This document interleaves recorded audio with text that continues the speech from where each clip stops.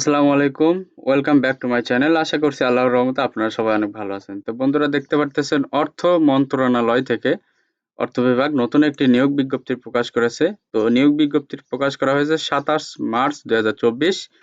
এখানে দেখেন বলা হয়েছে অর্থ বিভাগ অর্থ মন্ত্রণালয়ের রাজস্ব খাতভুক্ত নিয়োগযোগ্য শূন্য পদের বিপরীতে জাতীয় বেতন স্কেল এত এত গ্রেডভুক্ত নিম্নোক্ত স্থায়ী পদে সরাসরি জনবল নিয়োগের লক্ষ্যে পদের পার্শ্বে বর্ণিত শর্ত সাপেক্ষে বাংলাদেশ প্রকৃত নাগরিকের নিয়োগ হতে কেবলমাত্র অনলাইনে আবেদনপত্র আহ্বান করা যাচ্ছে। তো এখানে আপনার বন্ধুরা দেখতে পারতেছেন যে আহ, প্রায় আপনারা এখানে ৬টা ক্যাটাগরিতে আবেদন করতে পারবেন।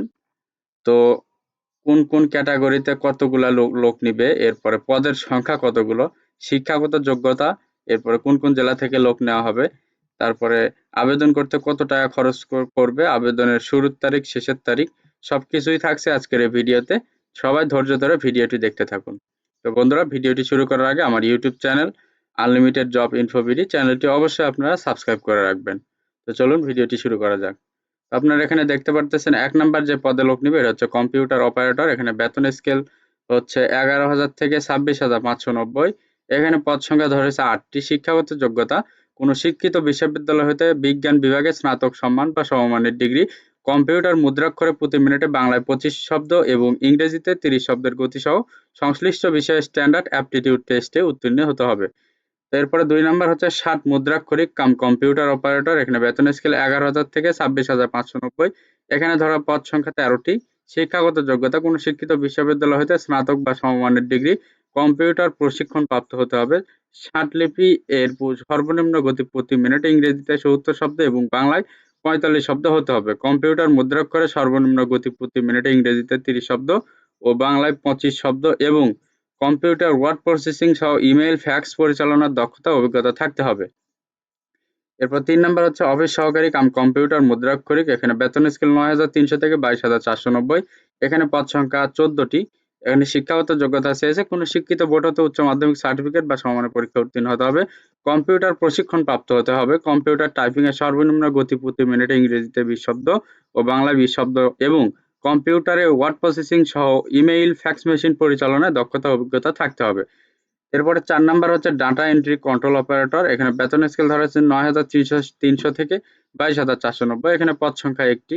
শিক্ষাগত যোগ্যতা চেয়েছে যে উচ্চ মাধ্যমিক সার্টিফিকেট বা সমমানের পরীক্ষা উত্তীর্ণ হতে হবে এবং কম্পিউটার মুদ্রাক্ষরে প্রতি মিনিটে বাংলায় ২০ শব্দ এবং ইংরেজিতে ২০ শব্দের গতিসহ সংশ্লিষ্ট বিষয়ে স্ট্যান্ডার্ড অ্যাপটিটিউড টেস্টে উত্তীর্ণ হতে হবে। তো এরপরে দেখতে পারতেছেন ৫ নাম্বার যে পদ আছে অফিস সহকারী কাম কম্পিউটার মুদ্রাক্ষরিক হিসাব কোষ। তো এখানে বেতন স্কেল ধরা হয়েছে ৯,৩০০ থেকে ২২,৪৯০। এখানে পদ সংখ্যা ধরা হয়েছে ২টি। এখানে শিক্ষাগত যোগ্যতা চেয়েছে কোনো শিক্ষিত বোর্ড হতে উচ্চ মাধ্যমিক সার্টিফিকেট বা সমমানের পরীক্ষায় উত্তীর্ণ হতে হবে।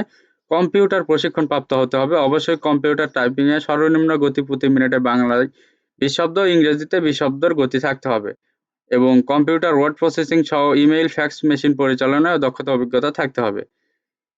এরপরে ৬ নাম্বার হচ্ছে অফিস সহায়ক। এখানে বেতন স্কেল ধরা হয়েছে ৮,২৫০ থেকে ২০,০১০ টাকা। এখানে পদ সংখ্যা ১০টি। শিক্ষাগত যোগ্যতা চেয়েছে। এখানে আপনারা এসএসসি পাস হলে আবেদন করতে পারবেন। তো এখানে দেখেন ১৮ থেকে ৩০ বছর যাদের বয়স শুধু তারা এখানে আবেদন করতে পারবেন। তো এখন দেখাবো যে অনলাইনের মাধ্যমে আপনারা কিভাবে এখানে আবেদন করবেন। এখানে দেখতে পারতেছেন যে অনলাইনে আবেদনপত্র পূরণ সংক্রান্ত নিয়মাবলী ও করণীয়। যারা পরীক্ষায় অংশগ্রহণে ইচ্ছুক ব্যক্তি আছেন তারা এই যে লিঙ্ক দেওয়া আছে এই লিঙ্কে ক্লিক করে ওয়েবসাইটে আবেদনপত্র বা আবেদন করবেন। তো আবেদন শুরুর তারিখ হচ্ছে ১৭ এপ্রিল ২০২৪ সকাল ১০ ঘটিকা এবং আবেদনের শেষ তারিখ হচ্ছে ১৬ মে ২০২৪ বিকাল ৫ ঘটিকা। তো আপনাকে এই সময়ের ভেতরে আবেদন করতে হবে এবং আবেদনের পাশাপাশি আপনাকে ৩০০x৩০০ পিক্সেল একটি রঙিন ছবি এবং ৩০০x৮০ পিক্সেল একটি স্বাক্ষর আপলোড করতে হবে এবং আবেদন করার ৭২ ঘন্টার ভেতরে আপনাকে পরীক্ষার ফি বাবদ যে টাকা সেটা আপনাকে টেলিটক প্রিপেইড নাম্বারের মাধ্যমে দিতে হবে। তো আপনাদেরকে দেখাবো যে আপনাকে কত টাকা আবেদন ফি দিতে হবে। তো এখানে দেখতে পারতেছেন ১ থেকে ৫ নং যে ক্যাটাগরিগুলো আছে এই জন্য আপনাকে ২২৩ টাকা অফেরতযোগ্য এই ফিটা দিতে হবে। ১ থেকে ৫ নং ক্যাটাগরির যে পদগুলো আছে এই জন্য আপনাকে ২২৩ টাকা ফি দিতে হবে এবং ৬ নাম্বার ক্যাটাগরির জন্য আপনাকে ১১২ টাকা ফি দিতে হবে। অবশ্যই এটা ৭২ ঘন্টার ভিতর আপনাকে দিতে হবে। ফি দেওয়ার পরে আপনি এইভাবে এসএমএস করবেন তাদেরকে এসএমএস করার পরে তারা একটি ইউজার আইডি এবং পাসওয়ার্ড দিবে। ইউজার আইডি পাসওয়ার্ড দিয়ে আপনি এই যে লিঙ্ক দেওয়া আছে এখানে গিয়ে আপনি লগইন করবেন। তো লগইন করার পরে আপনি দেখতে পারবেন যে আপনি কোন পদে আবেদন করছেন, আপনার ছবি, পরীক্ষার তারিখ, সময়, স্থান, কেন্দ্রের নাম ইত্যাদি সম্বলিত একটি প্রবেশপত্র থাকবে। অবশ্যই সেটি রঙিন প্রিন্ট করে বের করে নিতে হবে। তো এখন আপনাদেরকে দেখাবো যে আপনারা কোন ক্যাটাগরির জন্য কোন কোন জেলা থেকে আবেদন করতে পারবেন। তো দেখতে পাচ্ছেন ৬ নাম্বার যেটা অফিস সহকারী আছে এটার জন্য আপনারা কোন কোন জেলা থেকে আবেদন করতে পারবেন বা পারবেন না। এখানে দেখতে পারতেছেন যে ঢাকা, মানিকগঞ্জ, ময়মনসিংহ, চট্টগ্রাম, বান্দরবন, কক্সবাজার, চাঁদপুর, কুমিল্লা, খাগড়াছড়ি, নোয়াখালী, রাঙামাটি, রাজশাহী, জয়পুরহাট, সিরাজগঞ্জ, নীলফামারী, ঝিনাইদহ, চুয়াডাঙ্গা, কুষ্টিয়া, ভোলা, পিরোজপুর, সিলেট, মৌলভীবাজার এ সকল জেলা প্রার্থীগণ আবেদন করতে পারবেন না। তবে এতিম ও শারীরিক প্রতিবন্ধী কোটার সকল জেলা প্রার্থী আবেদন করতে পারবেন। তো এখানে দেখতে পারতেছেন যে ঢাকা, ময়মনসিংহ, রংপুর, কুড়িগ্রাম জেলা ব্যতীত সকল জেলা প্রার্থীগণ আবেদন করতে পারবেন। ওকে, এখানে দেখেন ঢাকা, ময়মনসিংহ, রংপুর ও কুড়িগ্রাম জেলা ব্যতীত সকল জেলা প্রার্থী আবেদন করতে পারবেন। এই যে ৫ নাম্বার পদের জন্য অফিস সহকারী কাম কম্পিউটার অপারেটরের পদের জন্য। তো এরপরে দেখেন যে এখানে আপনার ৪ থেকে যে ১ থেকে ৪ পর্যন্ত যে ক্যাটাগরি গুলো আছে এই জন্য আপনি কোন কোন জেলা থেকে আবেদন করতে পারবেন এবং কোন কোন জেলা থেকে আবেদন করতে পারবেন না। তো এখানে দেখতে পারতেছেন যে সকল জেলা প্রার্থীগণ আবেদন করতে পারবেন ঢাকা, গাজীপুর, মুন্সিগঞ্জ, নরসিংদী, ফরিদপুর, রাজবাড়ী, ময়মনসিংহ, জামালপুর, শেরপুর, চট্টগ্রাম, বান্দরবন, কক্সবাজার, চাঁদপুর, কুমিল্লা, রাঙামাটি, ফেনী, লক্ষ্মীপুর, নোয়াখালী, সিরাজগঞ্জ, নওগাঁ, নাটোর, চাঁপাইনবাবগঞ্জ, বগুড়া, রংপুর, দিনাজপুর, নীলফামারী, খুলনা, বাগেরহাট, বরিশাল, ভোলা, সিলেট, মৌলভীবাজার, সুনামগঞ্জ, হবিগঞ্জ। তো এ সকল জেলা প্রার্থীগণ এখানে আবেদন করতে পারবেন এই ৪টা ক্যাটাগরিতে। তবে এতিম ও শারীরিক প্রতিবন্ধী কোটায় সকল জেলা প্রার্থীগণ এখানে আবেদন করতে পারবেন। তো বন্ধুরা, যদি আমার এই ভিডিওটি ভালো লাগে অবশ্যই আমার এই ভিডিওতে আপনারা লাইক এবং শেয়ার করে রাখবেন।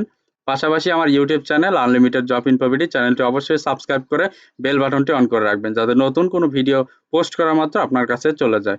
তো বন্ধুরা, সবার জন্য অনেক অনেক শুভকামনা। সবাই ভালো থাকবেন, সুস্থ থাকবেন। আল্লাহ হাফেজ। দেখা হচ্ছে নতুন কোনো ভিডিওতে। Thanks for watching. Please like, share, subscribe.